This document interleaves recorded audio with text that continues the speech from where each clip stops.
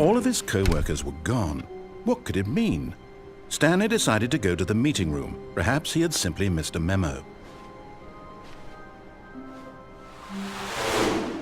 When Stanley came to a set of 2 open doors, he entered the door on his left.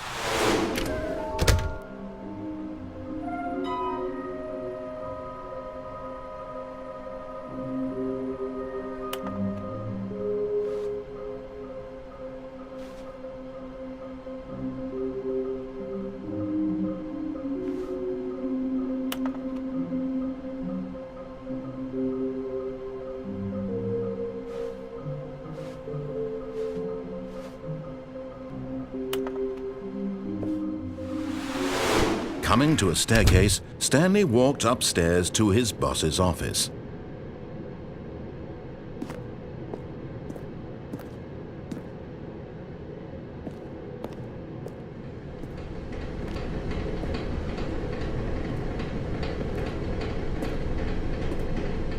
But Stanley just couldn't do it.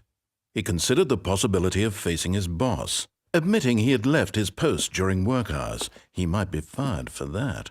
And in such a competitive economy, why had he taken that risk? All because he believed everyone had vanished? His boss would think he was crazy. And then something occurred to Stanley. Maybe, he thought to himself, maybe I am crazy. All of my co-workers blinking mysteriously out of existence in a single moment for no reason at all? None of it made any logical sense. And as Stanley pondered this, he began to make other strange observations.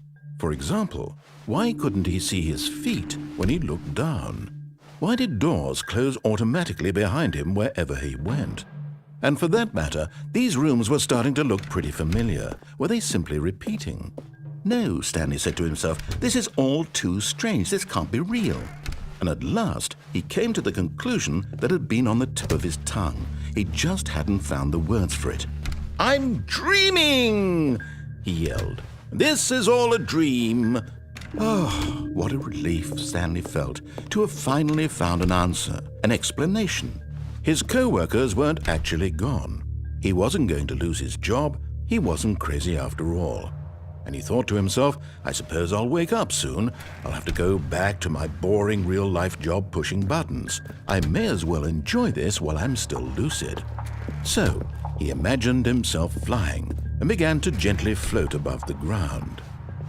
Then he imagined himself soaring through space on a magical starfield, and it too appeared. It was so much fun, and Stanley marveled that he had still not woken up. How was he remaining so lucid? And then perhaps the strangest question of them all entered Stanley's head. One he was amazed he hadn't asked himself sooner. Why is there a voice in my head dictating everything that I'm doing and thinking? Now the voice was describing itself being considered by Stanley, who found it particularly strange.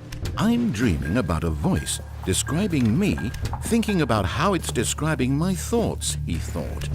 And while he thought it all very odd and wondered if this voice spoke to all people in their dreams, the truth was that, of course, this was not a dream. How could it be? Was Stanley simply deceiving himself, believing that if he's asleep, he doesn't have to take responsibility for himself? Stanley is as awake right now as he's ever been in his life. Now, hearing the voice speak these words was quite a shock to Stanley. After all, he knew for certain, beyond a doubt, that this was in fact a dream. Did the voice not see him float and make the magical stars just a moment ago? How else would the voice explain all that? This voice was a part of himself too. Surely, if he could just... He would prove it. He would prove that he was in control, that this was a dream. So he closed his eyes gently, and he invited himself to wake up. He felt the cool weight of the blanket on his skin, the press of the mattress on his back, the fresh air of a world outside this one. Let me wake up, he thought to himself. I'm through with this dream. I wish it to be over. Let me go back to my job. Let me continue pushing the buttons. Please, it's all I want. I want my apartment, and my wife, and my job. All I want is my life exactly the way it's always been. My life is normal.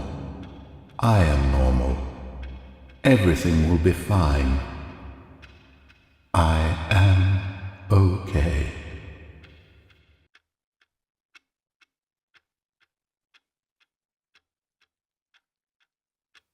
Stanley began screaming.